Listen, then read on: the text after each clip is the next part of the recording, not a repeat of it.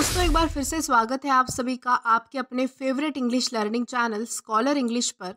मेरा नाम है दीपिका कुमावत और मैं इस चैनल पर वेरियस कॉम्पिटिटिव एग्जाम्स के लिए इंग्लिश सब्जेक्ट टीच करती हूँ। तो बेसिकली आज के इस वीडियो में हम एक बहुत ही शानदार पोएम डिस्कस करेंगे जिसका नाम है नेचर बाय H.W. लॉन्गफेलो।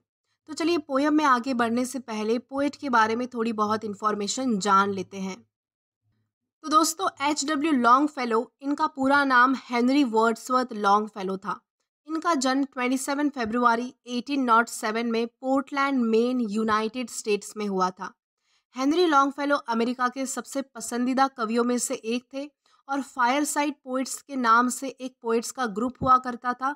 उस ग्रुप के प्रमुख सदस्य थे जिसमें William Cullen Bryant, John Greenleaf Whittier, James Russell Lowell and Oliver Wendell Holmes शामिल थे। फायरसाइड पोइट्स ने metre, rhyme and simple languages का यूज करके पोएम्स की कंपोजिशन की। ये सभी पोएम्स आज भी स्कूलों में पढ़ी जाती है और अमेरिका के घरों में घर के चूल्हे या फिर आग के चारों ओर जो है वो जोर से ये पोएम जो है वो पढ़ी जाती थी। इसलिए इन सारे पोएट्स का नाम जो है वो फायरसाइड पोएट्स पड़ा था। लॉन्गफेलो की सबसे प्रसिद्ध रचनाओं में the songs of Hiawatha, Paul Revere's ride and Evangeline शामिल है। कैम्ब्रिज में एक प्रोफेसर के तौर पर अपना करियर शुरू करने से पहले लॉन्गफेलो ने पूरे यूरोप की यात्रा की थी। लॉन्गफेलो की कविता ज़्यादातर प्राकृतिक सुंदरता, सरल विषय, खुशी की भावना, जीवन की अच्छाई और सच्चाई, इन सब विषयों पर लिखी जाती थी। उनकी डेथ जो है वो 24 मार्च 1882 में हुई थी। तो ये तो हमने बात की पोएट के बारे में। अब हम अगर बात करें पोएम के बारे में तो हमारी पोएम का टाइटल है नेचर, यानी कि प्रकृति। तो ये पोएम एक भावपूर्ण कविता है जो मनुष्य के जीवन में मृत्यु की ओर होने वाले परिवर्तन को बताती है। इस कविता में एक बच्चे की सहायता से हमें जीवन की सच्चाई समझाने की कोशिश की गई है। जो बच्चा सोने के समय भी खेलना चाहता है, कुछ इसी तरह का हमारा जीवन है कि जब हमारा अंतिम समय चल रहा होता है उसी समय हमारी जीने की इच्छा जो है वो ज़्यादा तीव्र होती है। जैसे एक बच्चा सोने के समय भी अपने खिलौनों को नहीं छोड़ना चाहता और उसे उसकी मर्जी के बिना उसकी माँ ज़बरदस्ती सुला देती है, उसी तरह मनुष्य भी अपने खिलौने यानी कि धन दौलत, घर, प्रॉपर्टी, ये सारी चीज़ें नहीं छोड़ना चाहते, लेकिन फिर भी उसे मृत्यु को स्वीकार करना पड़ता है। तो चलिए इसे और भी अच्छे से समझने के लिए हम इस पोएम का लाइन टू लाइन एक्सप्लेनेशन देखेंगे और इस पोएम को अच्छे से समझने की कोशिश करेंगे। तो इस पोएम की हमारी सबसे पहली दो लाइंस है, as a fond mother when the day is over leads by the hand her little child to bed. यहाँ इन दो लाइंस में पोएट कहना चाहते हैं कि जैसे एक माँ जब दिन ढल जाता है और रात हो जाती है तब वो अपने छोटे बच्चे का हाथ पकड़कर उसे बिस्तर पर ले जाती है उसे सुलाने के लिए। बस उसी तरह जब हमारा समय भी पूरा हो जाता है तब भगवान भी हमें जो है वो हमारा हाथ पकड़कर अपने साथ हमेशा के लिए ले जाते हैं। Half willing, half reluctant to be led. और उस बच्चे की आधी इच्छा होती है जाने की और आधी इच्छा होती है कि वो वहाँ पर ना जाए और उससे कुछ और देर जो है वो खेलने मिल जाए। उसी तरह जब हमारी मृत्यु हमारे करीब होती है तब हमारी भी इच्छा नहीं होती है जाने की और हमें लगता है कि हम कुछ समय जो है वो यहाँ पर और रुक सके। And leave his broken play things on the floor. और वो माँ जो है वो अपने उस बच्चे के टूटे हुए खिलौनों को वहीं पर फर्श पर यानी कि ज़मीन पर छोड़ देती है।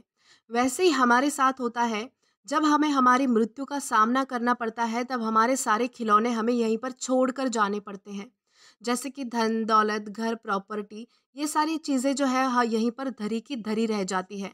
हमारा मन तो होता है कि उन सब चीज़ों से कुछ देर और खेला जाए, पर ये सब चीज़ें जो है वो हमें यहीं पर छोड़कर जाना पड़ता है। Still gazing at them through the open door. और वो बच्चा जो है वो उन खिलौनों की तरफ जो है वो उस खुले हुए दरवाजे से जो है वो देखता रहता है। उसी तरह जब हमारे जीवन के कुछ पल हमारे पास बाकी होते हैं तब हम भी उन सारी चीज़ों को देखते हैं जिन चीज़ों को हमने कमाया है, जो चीज़ें हमें जो है वो पसंद हो। Nor wholly reassured and comforted by promises of others in their stead। तब उस समय जो है वो माँ उस बच्चे को समझाती है और बहलाती फुसलाती है कि इन सारे टूटे हुए खिलौनों से भी अच्छे खिलौने मैं तुम्हें कल जो है वो ला कर दूंगी। इस तरह समझा के उस बच्चे को जो है वो कंफर्ट किया जाता है। बदले में बहुत सारी अच्छी चीज़ों का प्रॉमिस किया जाता है। उसी तरह जब हम मृत्यु के करीब होते हैं तो हमारे मन भी जो है वो इन सब चीज़ों को छोड़ नहीं पाता। इन सब चीज़ों में जो है वो अटक कर रह जाता है। लेकिन हमें भरोसा दिलाया जाता है कि हमें इन सब चीज़ों से भी कुछ बेहतरीन मिलेगा। ये सब धन दौलत से भी बढ़कर उसे जो है वो बहुत कुछ मिलेगा।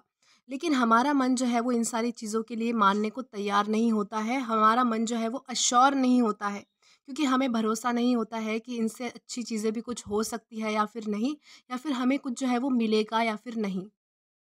विच do more splendid may not please him more. यहाँ पर पोएट कहते हैं कि जो शायद है भी शानदार, यानी कि जिन चीज़ों का हमें प्रॉमिस किया जाता है, जिन चीज़ों का हमें लालच दिया जाता है, वो सब चीज़ें जो है वो अच्छी हो सकती है, बेहतरीन हो सकती है, पर उसे ज़्यादा सेटिस्फाई नहीं कर सकती, उस व्यक्ति को जो है वो ज़्यादा संतुष्ट नहीं कर सकती।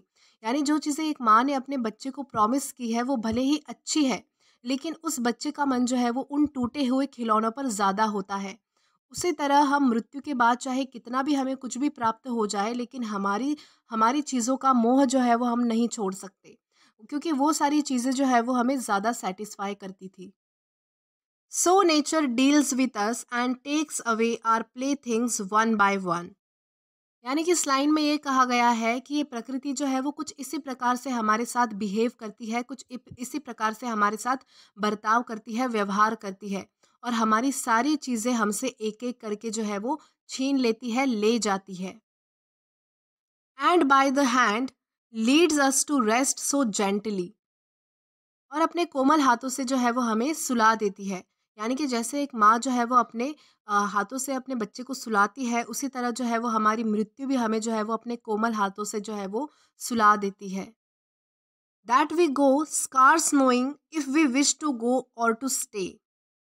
और हम भी जो है वो उस गहरी नींद की ओर चल पड़ते हैं और समझ ही नहीं पाते कि हमें जाना चाहिए या फिर रुकना चाहिए। हम ये डिसाइड नहीं कर पाते कि हमें सच में जाना है या फिर नहीं, क्योंकि हमें उस चीज़ के बारे में कुछ नॉलेज नहीं होता है, कुछ पता नहीं होता है। देन हमारी लास्ट टू लाइन्स है, being too full of sleep to understand how far the unknown transcends the what we no.